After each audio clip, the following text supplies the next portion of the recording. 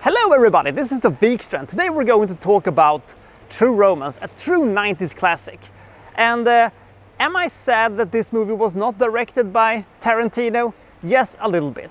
I think the movie could have been even better if he could have sat in that director's chair, but we're gonna have to settle with that Tony Scott has done his best movie of all time, I think. And let's see exactly how good True Romance is, because let's see what happens to Alabama and Sailor.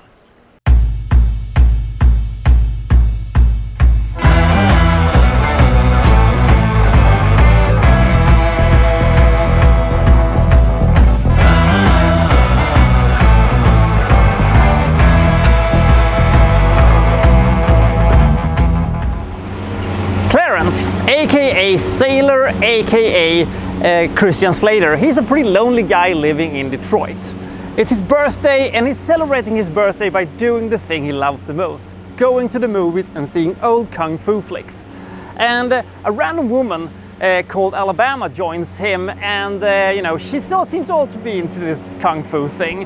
And they're having a date and they're having some of the most wonderful time, but then she confesses that she's actually a prostitute, given to him as a sort of birthday present by his boss, so he just doesn't is lonely anymore, just for tonight. And while that seems like a bit of a weird present, she kind of falls in love with him because she has been such a nice guy to him and all that stuff. And he says that he's gonna talk to her pimp and tries to release her from the bond of being a prostitute and stuff like that. Now, unfortunately for him, the pimp in question is played by Gary Oldman, with scars, dreadlocks, a weird Jamaican accent, and telling him once that he has beaten him up, saying that it is not white boy day today, and vows to kill basically good old Sailor for attempting to buy Alabama free. But things escalate, as they tend to do in an Tarantino-esque situation, and we have a bunch of dead gangsters, and we have Sailor being in possession of a big case of cocaine. They get married after this, and their plan is the following. They're gonna go to LA, they're going to hook up with a friend of his, who is sort of in the outskirts of the movie industry, and see if they can sell the cocaine and ride off into the sunset and stuff like that. And so they do that, but ripping off Detroit mobsters is not going to sit well with them, and people are after them, and also the cops are being interested in this inflow of a lot of cocaine into LA. So are they going to pull off this stunt? Are they going to be able to ride off into the sunset with the money, happy together and stuff like that? Or are they going to die in each other's arms and sad stuff? Or is some of them going to die and the other one is going to have to live with it? Or what is going to happen? We shall see. This is of course True Romance.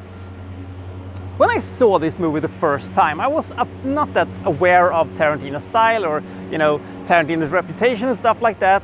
And once the opening credits, I turned to somebody and said, my God, is every big star in this movie? Brad Pitt, Christopher Walken, Dennis Hopper, Samuel L. Jackson, Gary Oldman, James Gandolfini, Christian Slater, who was a pretty big star, Patricia Arquette. The list just goes on and on and on and on and on. And then I realized, oh, so all these big stars, they basically are here for just one sequence.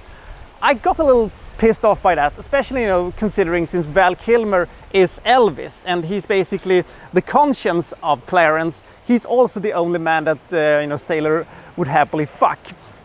He mentions that in the beginning of the movie. But we never see his face, and Brad Pitt spends, all his time as the world's laziest man, on a couch and coming up with his weird lines that he apparently improvised most of.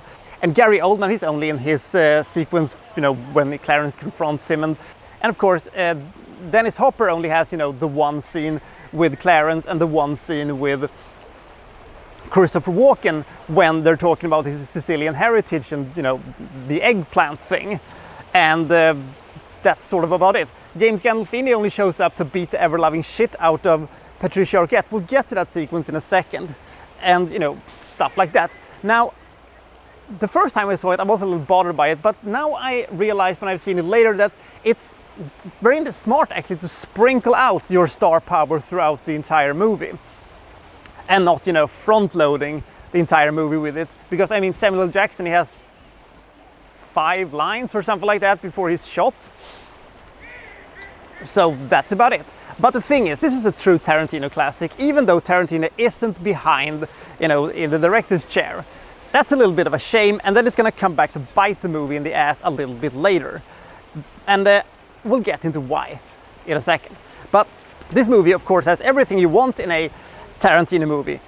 Cool characters, sharp dialogue, cool music, small-time crooks and, you know, ultra-violence and stuff like that. All the fun of the fair. And the only thing that doesn't seem to belong here is the ending. And Tarantino had an entirely different ending set up, but Tony Scott and the movie company probably said, nah, we're not gonna do that. We're gonna go with this one instead. It didn't feel right. This is one of these things that, since I saw this movie for the first time in the mid to late 90s, I've always maintained that I think that the ending didn't quite felt right. And I'll stand by that 2021 also.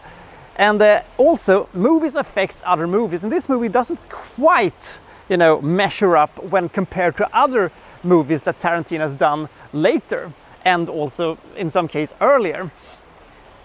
Because movies affects other movies, and when I saw this movie, I hadn't seen it for like 15 years or something like that when I rewatched it a couple of, you know, months ago, and I just realized that this movie is not as good as I remember it, but it is still a very, very, very, very, very good movie.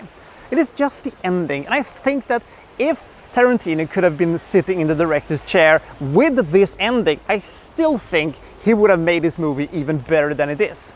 But it is still Tony Scott's best movie. If you like classical Tarantino, if you like, you know, the 90s small crooks and sharp dialogue, this is an absolute treasure chest to dig into. All these fantastic classical sequences, almost every sequence worked. There are a couple of times when the movie grinds a little bit of a halt, but that's fine. But one thing that has always stuck with me, it is when James Gandolfini beats the ever-loving shit out of Patricia Arquette in the hotel room. It is one of the most ugly and uncomfortable movie fights I've ever seen.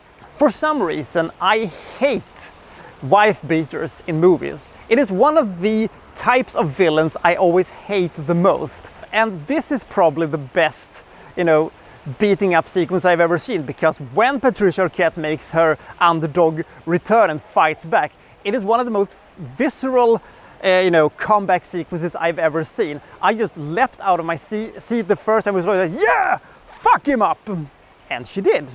And they probably could have gone even further, but it is just so violent and so ugly and so brutal and so uncomfortable to see. It is probably the best sequence in the entire movie, because they, you know, play with you because you know what's gonna happen, but they tease, and then boom, off to the races they go. If you've never seen True Romance before, but you've seen lots of other, you know, Tarantino stuff, you will be feeling right at home in this one. If you don't like Tarantino's movies, this is not going to sway you in any way. If you've somehow missed this one and, you know, just heard about it and heard that it's a good movie, it is a really good movie, and I really recommend it. Of the, you know, crime movies made in the 90s, not directed by Tarantino, this is probably one of the best. Not the best, but one of the best, I would say.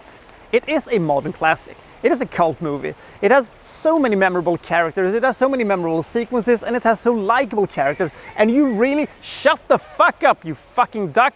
It just have one of the best on-screen couples I have ever seen, because you really want Sailor and Alabama to succeed. You really want them to, you know, ride off into that sunset. But since this is a movie made by Tarantino, there is the doubt in the back of your mind.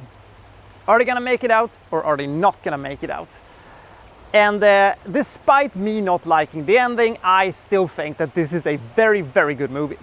Not as good as many of the other Tarantino movies, this movie still ranks in a massive 83 points. I think this is a great movie. I think this movie has a lot working for itself, a fantastic cast, great soundtrack, and a couple of really, really eye-wincing sequences that will live with you a long, long time.